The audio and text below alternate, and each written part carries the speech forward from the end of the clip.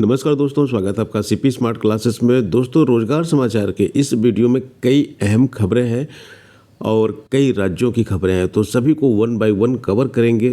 Video थोड़ा सा लंबा हो सकता है, धैर्य बनाए रखिएगा और चैनल पर नए हैं तो चैनल को सब्सक्राइब करके बेल आइकन जरूर दबाइएगा।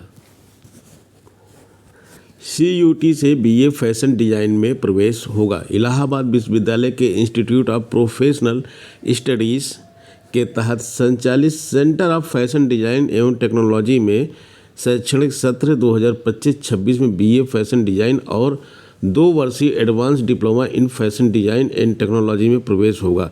इस पाठ्यक्रम में common university entrance test CUET के स्कोर पर प्रवेश मिलेगा। दाखिले के लिए काउंसलिंग के वक्त सेंटर के दोनों नए पाठ्यक्रमों का विकल्प अभ्यर्थियों को मिलेगा। हालांकि पाठ्यक्रम के संचालन की मंजूरी देर से मिलने के कारण CUT को भेजे गए पाठ्यक्रम की सूची में इनका नाम शामिल नहीं किया जा सका है।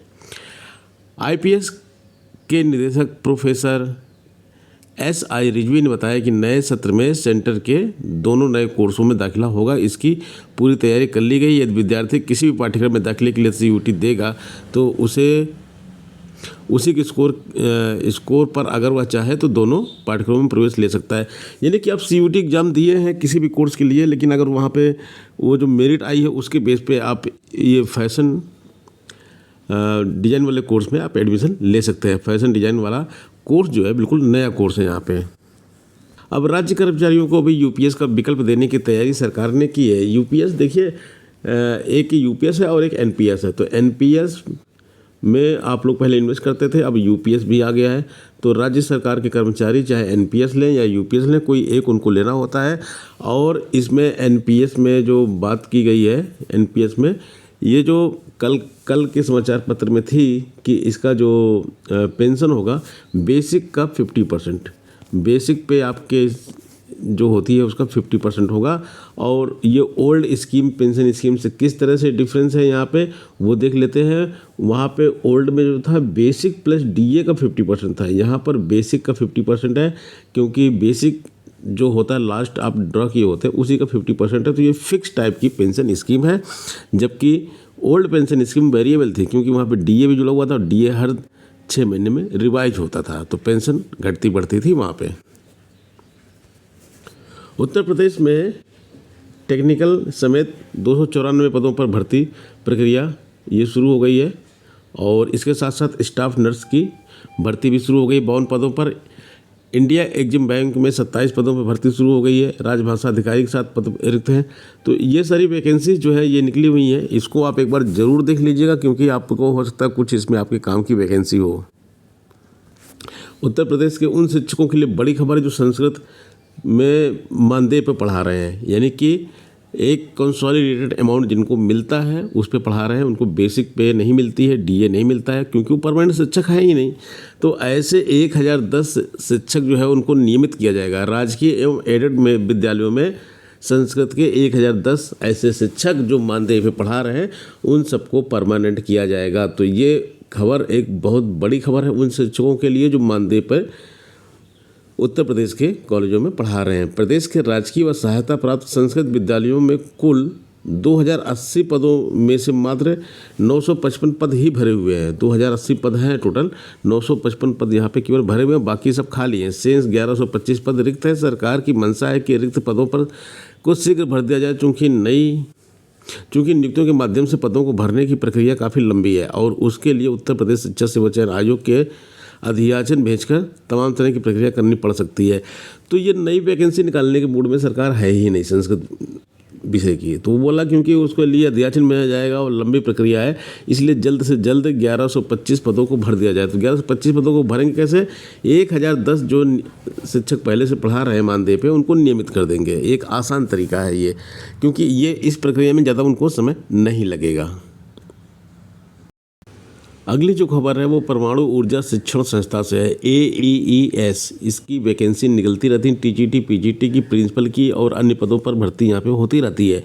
तो इसके बारे में हम आपको अपडेट देते ही रहते हैं। आज यहाँ पे एक रिजल्ट का अपडेट दे रहे हैं। यहाँ पे एक प्रिंसिपल की पोस्ट थी जिसका रिजल्ट निकला। OBC कैटेगरी में 3 कैंडिडेट और अनरिजर्व कैटेगरी में 3 कैंडिडेट यहाँ पे सेलेक्ट हुए हैं। इन्होंने वेट लिस्ट भी निकाला हुआ है। इन 3 कैंडिडेट का OBC में और 3 अनरिजर्व का वेट लिस्ट भी इन्होंने निकाला है।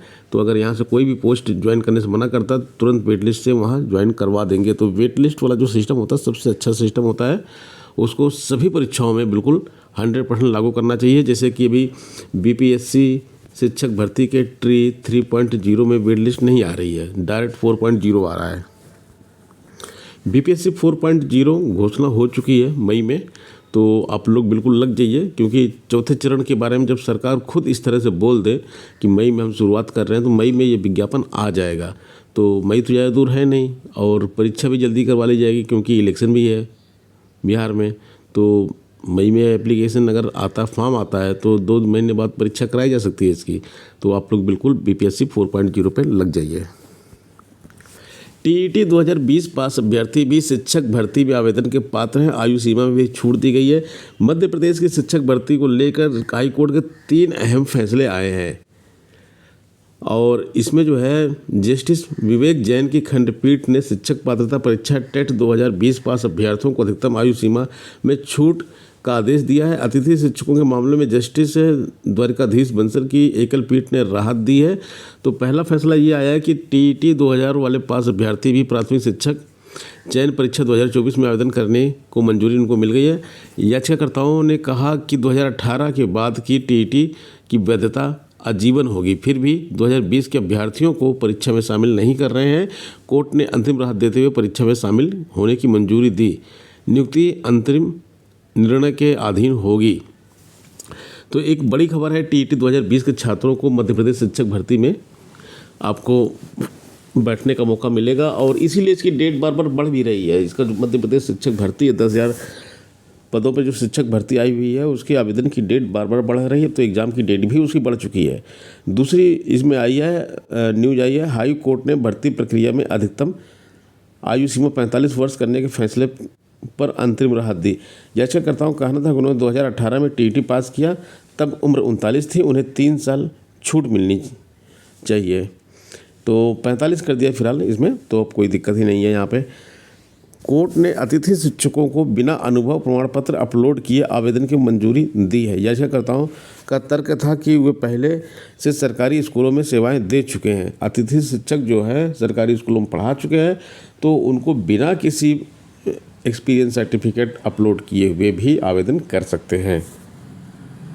अगली खबर राजस्थान से है। यहाँ पे राजस्थान में PGT के 3000 पद और 5000 पदों पे वरिष्ठ अध्यापक यानी TGT की फाइल जो है वित्तीय स्वीकृति हेतु विभाग में गई हुई है। तृतीय श्रेणी के अध्यापक के पद, द्वितीय श्रेणी के अध्यापक के पद पर DPC हेतु लिखित में पत्र सौंपा है। DPC होने से वर्षों के इंतजार कर रहे अध्यापकों को बड़ी राहत मिलेगी और तृतीय श्रेणी शिक्षक भर्ती PIT के पदों में भी बढ़ोतरी होगी, जिससे युवाओं को बड़ी राहत मिलने जा रही है। तो ये राजस्थान में एक बड़ी शिक्षक भर्ती की तैयारी हो रही है। आप सब बिल्कुल रेडी रहिए। DSSSB में लाइब्रेरियन पोस्ट के लिए 23 अप्रैल को डेट कंफर्म नहीं हूँ मैं, 23, 24, 25 को एग्ज़ाम चल रहा है वहाँ पे। तो किसी डेट में इसमें एग्ज़ाम है। तो वहाँ पे कितने लोग अप्लाई किए हैं, पोस्ट कोड क्या है आप देख लीजिएगा। उसमें 823/823 अनरिजर्व में 3410, OBC में 1116, SC में 459, ST में 136, EWS में 178 और फिजिकली हैंडीकैप्ड कैंडिडेट 109 अप्लाई किए। टोटल फॉर्म 5299 इसमें पड़ा हुआ है। तो दोस्तों आज की इस वीडियो में इतना ही। मिलते हैं नेक्स्ट वीडियो में। धन्यवाद। बने रहे CP स्मार्ट क्लासेस के साथ।